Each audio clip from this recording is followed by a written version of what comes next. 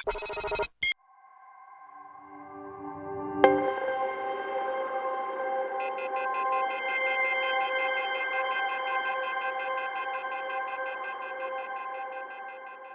la la la la la la la la. Jam Ajna. La la la la la. Unë jam Beni. La la la la la la la la la la la la. Dhe unë jam Sel. La la la la la la la la la la la la la. La la la la la la la la la la la la la la.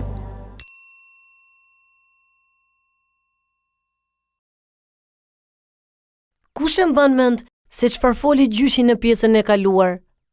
Foli rreth surës Ihlas dhe shpjegimit të saj, se Zoti është një dhe se askush nuk është i barabartë me të. Gjithashtu, foli dhe se Zoti krijoi tokën, malet, universin dhe çdo gjë.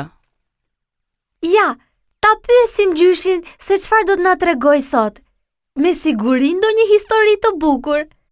O gjysh, për çfarë do të na flasësh sot? Sot do ju tregoj për njeriu më fisnik që ka jetuar në këtë tokë.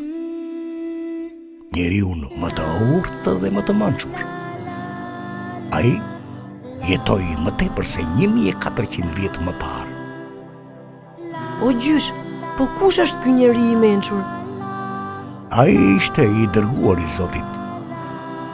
Profeti Muhamet, paqja dhe mëshira e Zotit qoftë mbi të. Ai erdhi si mëshirë për njerëzimin, për të larguar njerëzit nga idhujtaria dhe për të ndryshuar botën me besimin islam. O gjysh, çfarë është idhujtaria? Idhujtaria është që ti lutesh diçka e tjetër përveç se Zotit. Më përpara shumë shekujsh, njerëzit adhuronin statujat gurët me i fjalë, diellin, hënën dhe çdo gjë tjetër që gjendej në tokë. Dhe kjo ishte arsyeja pse Zoti dërgoi profetët, që njerëzit të largoheshin nga adhurimit e statujave dhe të adhuronin vetëm Zotin, krijuesin absolut të çdo gjëje. Pra, kur njerëzit devijuan nga rruga e Zotit, Zoti solli profetët për t'i thirrur njerëzit në një besim, në besimin e vërtet. Po, Selma, po. Edhe profeti Muhamet kishte të njëjtin mision si profetët e mëparshëm. Thirrjen në adhurimin e një Zoti. Pra fëmi, profeti Muhamet i zbriti shpallja nga Zoti nëpërmjet angjëllit Xhibril në shpellën Hira. Dhe kush nga ju do më thot se cilat janë ajetet e para të zbritura nga Kurani?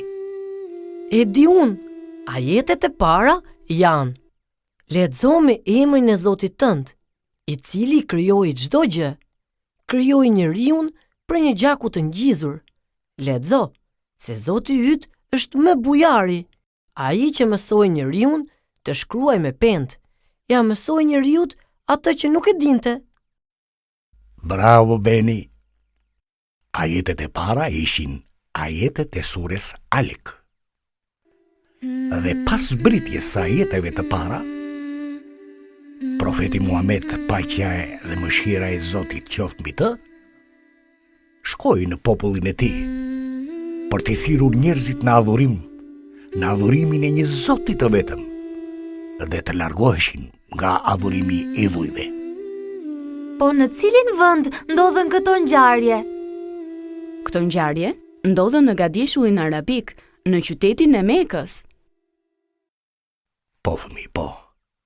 Ngjarja ka ndodhur në qytetin e Mekës, në fillim të viteve 600.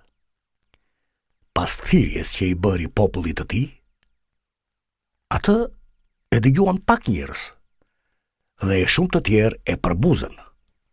Por profeti Muhamet nuk u dorëzua dhe vazhdoi të takonte njerëzit një nga një. Dhe ata e pranuan mesazhin e tij. Dhe cili ishte mesazhi i tij, fëmi? Kush na i thot?